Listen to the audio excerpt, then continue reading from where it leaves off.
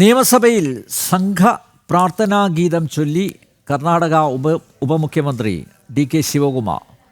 നമസ്തേ സദാ വത്സലേ എന്ന് തുടങ്ങുന്ന വരികളാണ് അദ്ദേഹം ഉരുവിട്ടത്. RSSൻ്റെ പ്രവർത്തനങ്ങളെക്കുറിച്ചും സഭയിൽ ഡി.കെ. ശിവകുമാർ പരാമർശിച്ചു. രാഷ്ട്രീയ പാർട്ടികളെപ്പറ്റി ഗവേഷണം നടത്തുകയാണെന്നും പ്രാർത്ഥന ചൊല്ലിയത് എതിരാളിയെ അറിയാൻ വേണ്ടിയാണെന്നുമാണ് ഡി.കെ. ശിവകുമാറിൻ്റെ പ്രതികരണം.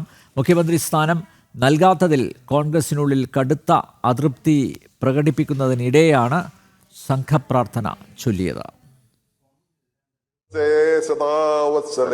മാതൃഭൂമി ഹിന്ദുഭൂമി സുഖം വർദ്ധിതോഹം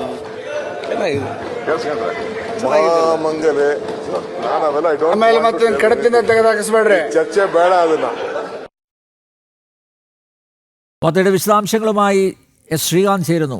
ശ്രീകാന്ത്, നമുക്കറിയാം മുഖ്യമന്ത്രി സിദ്ധരാമയ്യയും ഉപമുഖ്യമന്ത്രി ഡി.കെ.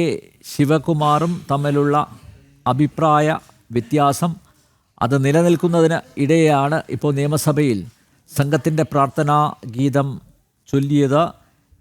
ഡി.കെ. ശിവകുമാർ RSSനോട് അടുക്കുകയാണോ, BJPയോട് അടുക്കുകയാണോ, എന്താണ് മനസ്സിലാക്കേണ്ടത്?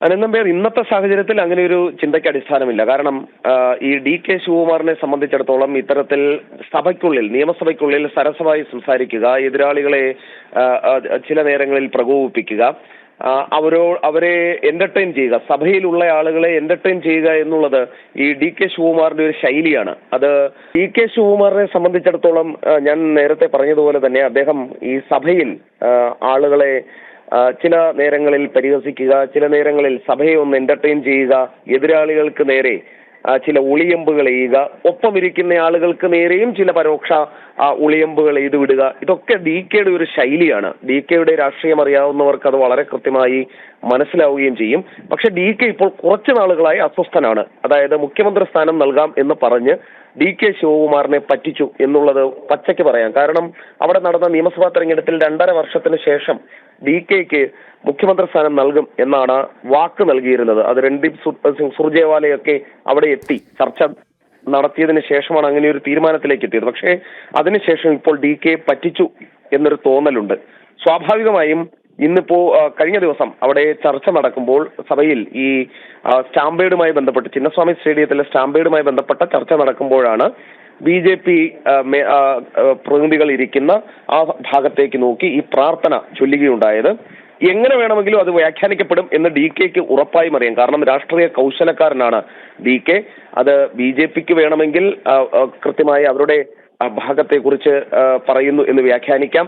കോൺഗ്രസിൽ സിദ്ധരാമയ്യ പക്ഷത്തിന് വേണമെങ്കിലും അത് വ്യാഖ്യാനിച്ചെടുക്കാം. അങ്ങനെ ഒരു രീതിയിലേക്ക് സംഗതി കൊണ്ടുപോയി എന്ന് കരുതിയാൽ മതിയാകും. അതിനപ്പുറത്തേക്ക് അദ്ദേഹം മറുചേരിയിലേക്ക് ചാടാനുള്ള സാധ്യത എന്തെങ്കിലും ഈ ഘട്ടത്തിൽ ഉണ്ട് എന്ന് കരുതുക വയ്യ. അദ്ദേഹം അവസാന നിമിഷം വരെ മുഖ്യമന്ത്രി സ്ഥാനത്തിന് വേണ്ടി ശ്രമം തുടരും എന്ന് തന്നെയാണ് നമ്മൾ പ്രതീക്ഷിക്കുന്നതും. അതിനാൽ അദ്ദേഹം പറഞ്ഞത് തൽക്കാലം മുഖവിലേക്ക് എടുക്കാം, താൻ എതിരാളികളെ കുറിച്ചും പഠിച്ചിട്ടുണ്ട് എന്ന് തന്നെ കരുതാം. എന്തായാലും കുറുക്കൻ്റെ കൗശലമാണ് കർണാടക ഉപമുഖ്യമന്ത്രി ഡി.കെ. ശിവകുമാർ അദ്ദേഹം പ്രയോഗിച്ചത്. കർണാടക നിയമസഭയിൽ RSSൻ്റെ പ്രാർത്ഥനാ ഗീതം ആലപിച്ച് ഉപമുഖ്യമന്ത്രി ഡി.കെ. ശിവകുമാർ. എസ്. ശ്രീകാന്താണ് വിശദമായ വിവരങ്ങൾ നൽകിയത്.